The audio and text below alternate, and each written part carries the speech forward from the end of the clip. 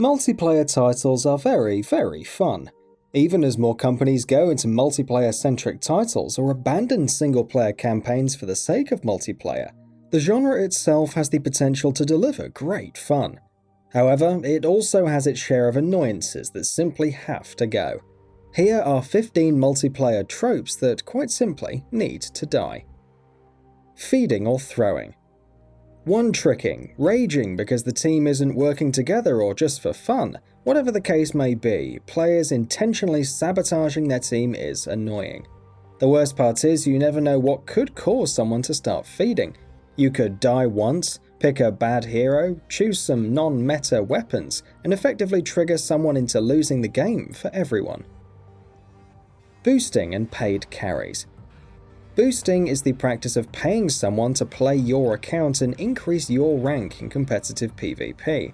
It's not just limited to ranked modes in games like Overwatch either. Destiny 1 and 2 have often seen account recoveries for Trials of Osiris and Trials of the Nine in exchange for a fee. Even weapons like Redrix's Claymore and Luna's Howl are obtained through these means. At best, it gives players items they don't deserve, but at worst, boosting and account sharing ruin matchmaking balance for everyone.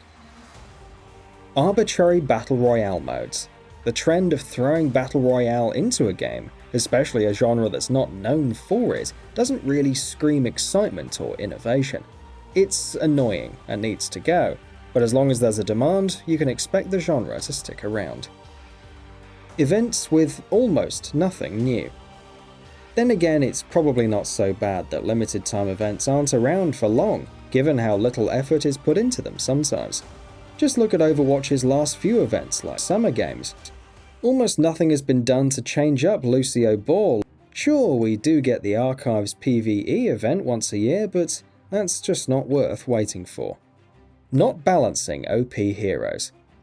Anyone who's played Overwatch knows the terror that was the Mercy meta. Oddly enough, the development team at Blizzard has a habit of not toning down or balancing a powerful hero immediately, even if they reign the meta for months on end. Case in point, Ana in the first tank meta, D.Va in the initiative dive meta, Bridget, Mercy, post-rework Hanzo, the list goes on. Not balancing OP weapons. Of course, this is business as usual for other first-person shooters. Tom and The Last Word dominated the meta for months in Destiny 1, with Bungie doing nothing to change it. Sometimes it feels like balancing takes its own sweet time to happen, for better or worse. Massive nerfs instead of just slight adjustments. However, the opposite trend of nerfing a strong weapon or hero into the ground is probably worse. The G36C in The Division only needed its damage toned down a bit in 2016, but Ubisoft Massive messed with its accuracy, range, recoil, per bullet recoil, and so on as well. Titans in Destiny 2 had to work with shoulder charge being effectively pointless in the initial team shot meta, and Bungie further messed up by nerfing the ability's mobility, which it reverted later. Balance is a difficult thing to achieve, but it's hard not to feel bad when certain weapons and heroes are made effectively pointless instead of tweaked to be less oppressive but still fun.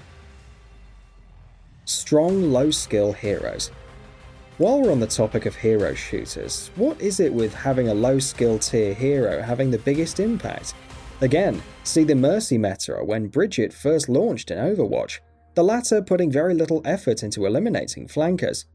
While one could argue that heroes like Ana, Widowmaker and Hanzo take skill, or that the current meta requires a different kind of skill, there's no denying that Overwatch has suffered from long periods of low-skill tier heroes dominating the top ranks.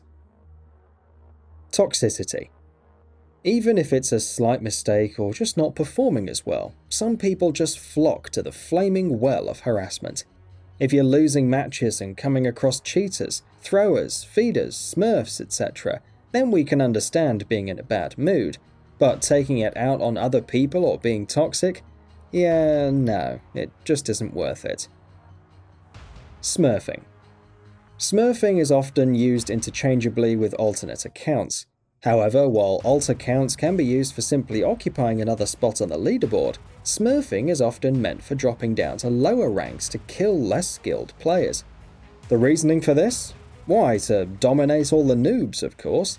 There's nothing like a Grandmaster player dropping to bronze just to assert their skill. Heavy skill-based matchmaking. One of the biggest problems that can affect a multiplayer title is matchmaking that's highly skewed towards skill. In games like Destiny 1 and 2, it can cause connection issues, since the game has to sacrifice connection quality for the sake of an even match. Some measure of skill-based matchmaking is okay, but not when it's completely overboard. Stream-sniping. Stream sniping may be something that affects only streamers, but it can lead to massive advantages if the stream sniper is on the enemy team, since they know what the opposition will do next. Even if the stream sniper is on the same team as the streamer, they'll often throw just for giggles. Again, it doesn't affect the population at large, but it's a tacky look for any multiplayer title that doesn't punish them effectively. Cheating. Wall hacks, aimbots, whatever program a cheater is using, it's instantly detrimental to everyone's experience. Even in circumstances like the world's first raids in Destiny, greater Rift leaderboards for Diablo 3 or global events for The Division, cheating and exploits highly undervalue the grind for many other players. Whatever the genre may be, cheating in online games needs to die immediately. Excessive grinding. Grinding is a delicate balance in online titles. Too much, like the initial event pass for PlayerUnknown's Battlegrounds, and it becomes a drag. The point is that when any online game skews too much into grinding just for the sake of artificially lengthening playtime, it does become tedious. That's especially true if too much RNG is involved, like with the initial months of World of Warcraft's Battle for Azeroth. Limited time events. Limited time events. What's better than introducing temporary content, no matter how good or bad, just for the sake of pushing exclusive cosmetics obtainable through loot boxes and the like?